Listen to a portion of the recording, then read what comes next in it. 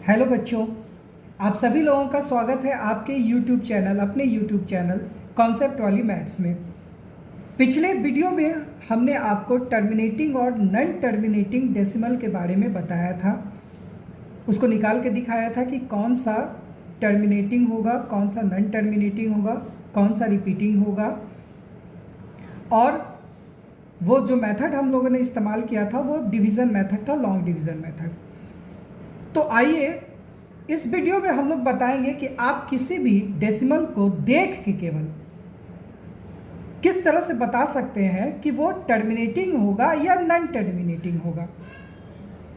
आइए जरा देखा जाए तो पिछले वीडियो में जो हम लोग एग्जाम्पल देखे थे टर्मिनेटिंग का, उसका फ्रैक्शंस कुछ देखते हैं हम लोग। जैसे 21/16 इसको जब हम लोग कैलकुलेट किए थे तो ये हमारा टर्मिनेटिंग था।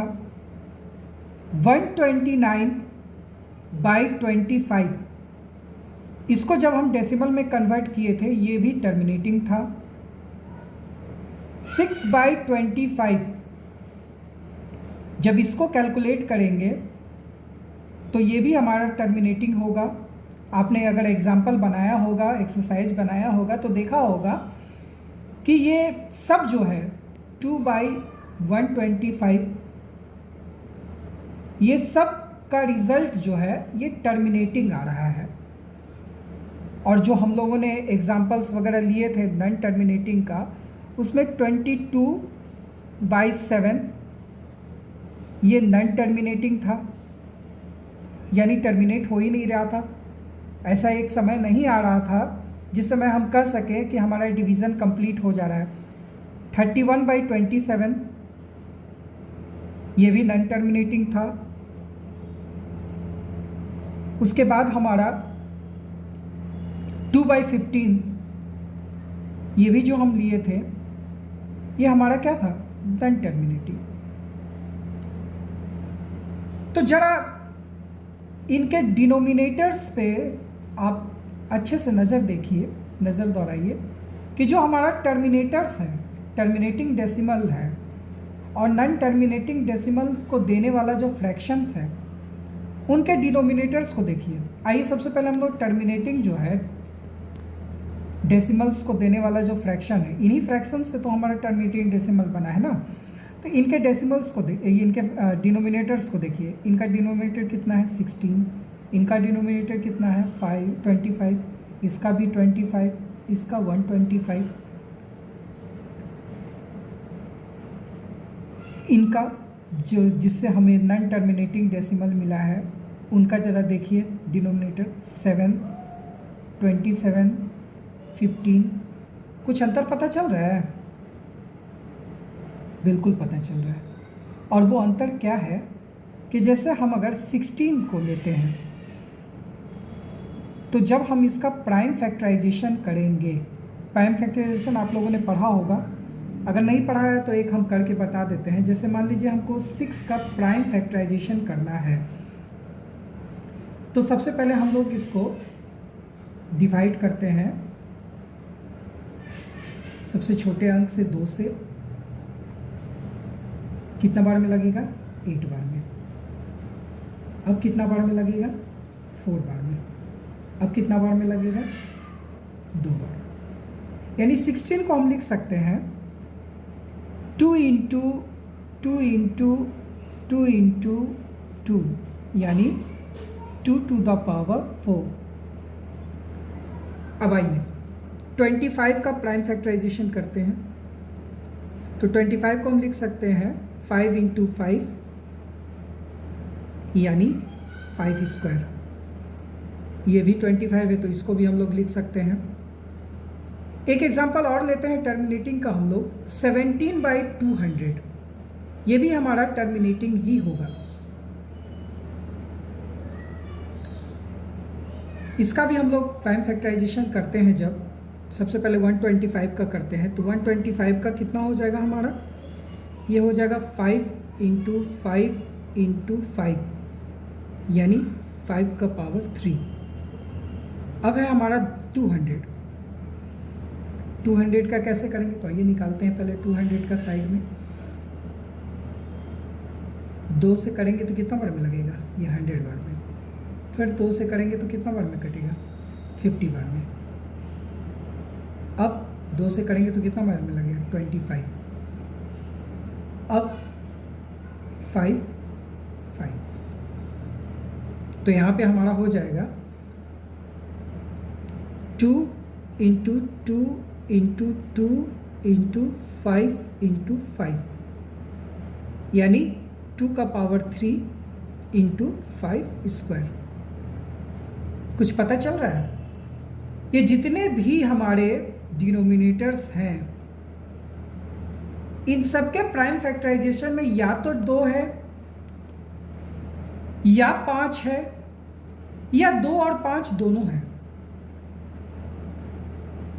और यही वो कंडीशन है जो ये डिसाइड करता है कि हमारा जो फ्रैक्शन होगा उससे जो हमारा डेसिमल मिलेगा वो टर्मिनेटिंग डेसिमल होगा या नहीं होगा। कैसे? तो अगर किसी के भी जो फ्रैक्शन है उसके डिनोमिनेटर को, ध्यान से देखिएगा, ध्यान से सुनिएगा, अगर डिनोमिनेटर को हम लोग आइदर 2 के फॉर्म में, 2 के पावर के रूप में या 5 के पावर के रूप में, ये जहाँ हमारा ये एक्सपोनेंट कहला रहा है, किसी भी एक्सपोनेंट को ये डिनोट कर रहा है जो हमारा है, ये बेस और ये एक्सपोनेंट, यानी 2 का कोई भी पावर हो, 5 का कोई भी पावर हो, यानी या तो 2 अकेले हो या 5 अकेले हो, या 2 और 5 का पावर मिक्स में हो, यानी 2 का कुछ पावर हो और 5 का कुछ पावर हो, जैसा यहाँ पे हुआ है, 2 का 3 पावर है, 5 का 2 पावर है। अगर हम किसी भी फ्रैक्शन के डिनोमिनेटर को इस फॉर्म में रिप्रेजेंट अगर कर सकें और अगर हो जाए, बशर्ते कि वो हमारा फ्रैक्शन क्या हो? लोवेस्ट टर्म में हो, लोवेस्ट टर्म में हो।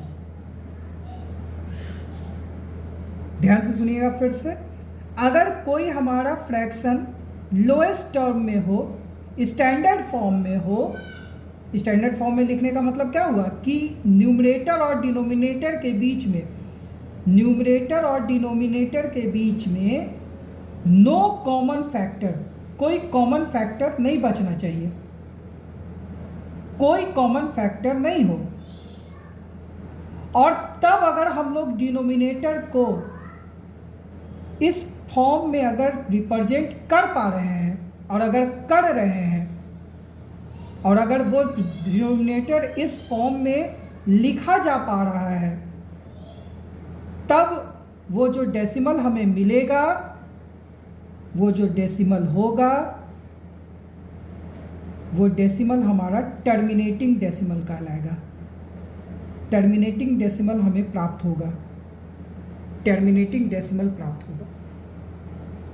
लेकिन अगर किसी भी डिनोमिनेटर को इस फॉर्म में अगर हम नहीं रिप्रेजेंट कर पा रहे हैं, जैसे यहाँ पे 7 को, 7 है तो केवल 7 है, 27 है, तो हाँ, एक चीज़ और बात है क्या कि अगर 2 और 5 के रूप में अगर लिखा रहा है, 2 और 5 मौजूद है, या तो 2 उसमें मौजूद है या 5 मौजूद है, लेकिन 2 और 5 के अलावा कोई अंक भी मौजूद है, तो भी वो हमारा टर्मिनेटिंग डेसिमल नहीं होगा, वो नॉन टर्मिनेटिंग हो जाएगा। इसको हम एक एग्जांपल से समझेंगे। जैसे मान लीजिए ये 27 है, तो 27 को हम लोग 3 इंटू 3 इंटू 3 कर सकते हैं, यानी 3 टू द पावर 3। यह 15 जो है, 15 का जब हम निकालते हैं तो कितना होता है? 5, यानी 3 इंटू 5। अब आप कहिएगा सर यहाँ तो 5 मौजूद है। हाँ, 5 मौजूद है, लेकिन 5 के साथ साथ ये 3 भी है यहाँ पे। तो हमने क्या कहा? केवल 2 होना चाहिए, केवल 5 होना चाहिए, या फिर 2 और 5 दोनों होना चाहिए, उसके अलावा तीसरा अंक कोई नहीं होना चाहिए। यहाँ पे 5 है तो केवल 5 नहीं है, 5 के साथ क्या है? 3 भी है। और यही इन सब को नॉन टर्मिनेटिंग बनाता है, यानी नॉन टर्मिनेटिंग डेसिमल बनाता है। और यही हमारा सबसे इम्पॉर्टेंट कंडीशन है जो इनको टर्मिनेटिंग और नॉन टर्मिनेटिंग में बांटता है। यानी क्या हम समझें, सबसे पहला हमें क्या चेक करना है कि हमारा जो फ्रैक्शन है वो लोएस्ट टर्म में है या नहीं है, यानी न्यूमरेटर और डिनोमिनेटर के बीच में कोई कॉमन फैक्टर नहीं है, यानी स्टैंडर्ड फॉर्म है। दूसरी, अगर हम डिनोमिनेटर को इस फॉर्म में रिप्रेजेंट कर पा रहे हैं, यानी केवल 2 के फैक्टर के रूप में या केवल 5 के फैक्टर के रूप में या 2 और 5 दोनों के फैक्टर के रूप में अगर हम उसको रिप्रेजेंट कर पा रहे हैं, तब तो वो टर्मिनेटिंग डेसिमल होगा। और अगर हम रिप्रेजेंट नहीं कर पा रहे हैं तो वो नॉन टर्मिनेटिंग डेसिमल होगा। ये बहुत इंपॉर्टेंट रिजल्ट है। तो आप लोग क्या कीजिए, एग्जाम्पल्स देखिए, एग्जाम्पल्स उठाइए एक्सरसाइज में से भी और जो बना हुए एग्जाम्पल्स हैं उनको भी, और देखिए कि कौन सा हमारा, उसको टेस्ट करके देखिए कि कौन सा हमारा डिनोमिनेटर जो है उसको हम रिप्रेजेंट कर पा रहे हैं, किसको नहीं कर पा रहे हैं, और फिर एक्चुअल डिवाइड करके देखिए कि हमारा रिजल्ट सही आ रहा है या नहीं। इससे आपका कॉन्सेप्ट और क्लियर होगा। होप आपको समझ में आया। अगर कहीं आपको प्रॉब्लम हो तो आप कमेंट बॉक्स में हमें बता सकते हैं। आगे के वीडियो में हम आपको बताएंगे कि किसी भी टर्मिनेटिंग डेसिमल को फ्रैक्शन में कैसे कन्वर्ट करते हैं। अभी तक तो हम बता रहे थे कि फ्रैक्शन से डेसिमल में कन्वर्ट कैसे कर रहे हैं, अब हम आपको बताएंगे कि डेसिमल से फ्रैक्शन में कैसे कन्वर्ट करते हैं। तो वीडियो पसंद आया हो तो ज़्यादा से ज़्यादा इसको शेयर कीजिए अपने दोस्तों में, लाइक कीजिए, सब्सक्राइब करना मत भूलिए चैनल को। तब तक के लिए थैंक यू।